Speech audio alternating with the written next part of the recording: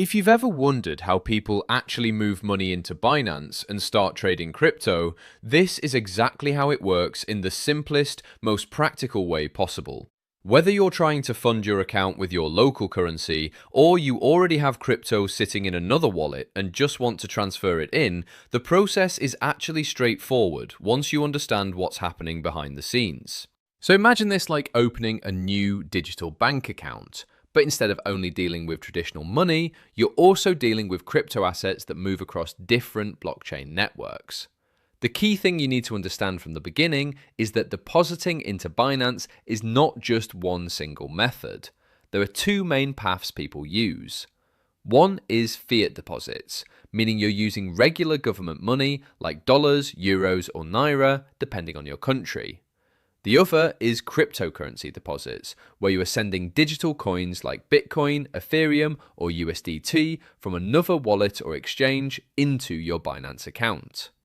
Let's start with fiat deposits first, because that's usually where most beginners begin. When you open Binance for the first time, the platform will usually guide you to complete some basic setup steps. This includes account verification, sometimes called identity verification. This step is important because Binance is a regulated exchange in most regions, and they need to confirm who is using the platform before allowing full deposit access. Once that's done, you can move to the wallet section. Inside the wallet area, you'll find an option that usually says deposit. When you tap or click on that, Binance will ask you what type of asset you want to deposit. If you choose fiat, you will see a list of supported currencies depending on your region. This is where things can vary a bit from country to country. Some users will see options like bank transfer, card deposit, or third-party payment systems. In some regions, peer-to-peer trading is also the main gateway. If you are depositing via bank transfer, Binance will typically show you bank details that are linked to your account. These details are very important because they are unique to your deposit session or your verified account profile. You copy those details and then go to your banking app and initiate a transfer just like you would send money to another bank account. The key thing here is that the name on your Binance account must match the name on your bank account in most cases. If it doesn't match, the deposit may fail or get delayed. After sending the money, it usually takes a few minutes to a couple of hours to reflect, depending on your bank and the payment method used. Some transfers are instant, while others are processed in batches. Another common fiat method is card deposit. This is where you simply enter your debit or credit card details directly on Binance and fund your wallet instantly. It feels similar to online shopping. You choose the amount, confirm the transaction, and within seconds or minutes, the funds appear in your account. However, card payments sometimes come with higher fees compared to bank transfers, and not all banks support crypto-related transactions, so this method may or may not work depending on your location. Now, in many countries, especially where direct fiat support is limited, people use something called peer-to-peer trading. This is actually one of the most popular methods globally. The idea is simple. Instead of Binance directly handling your fiat deposit, you are buying crypto, like USDT, directly from another verified user on the platform.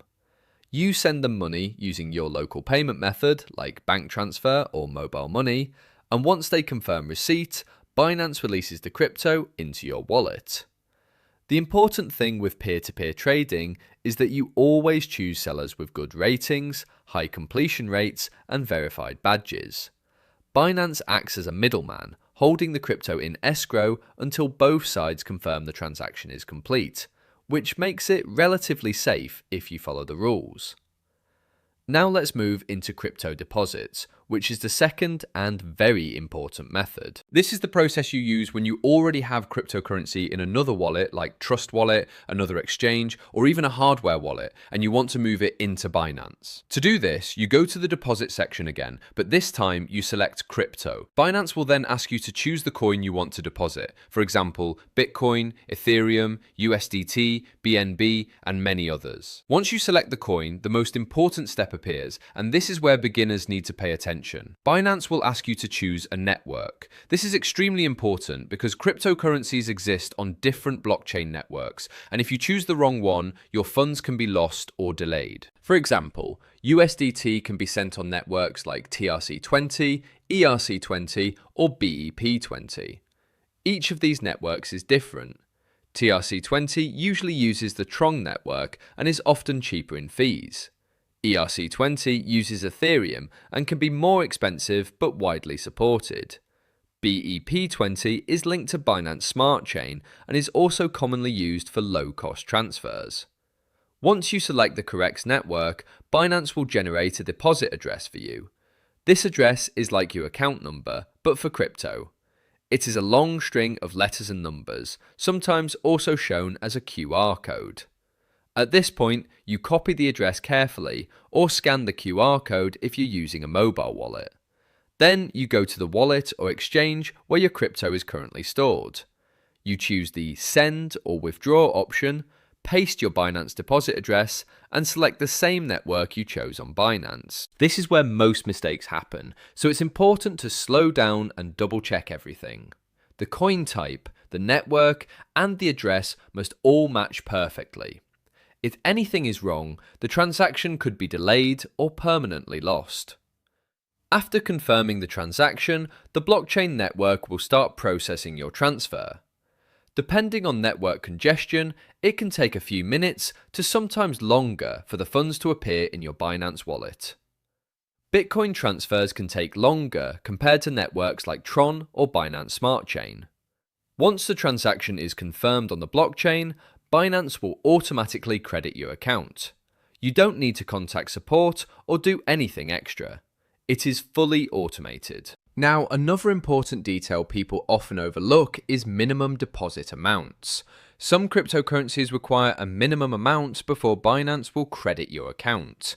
If you send less than that minimum, your funds might not be credited automatically, so it's always good to check the deposit page before sending.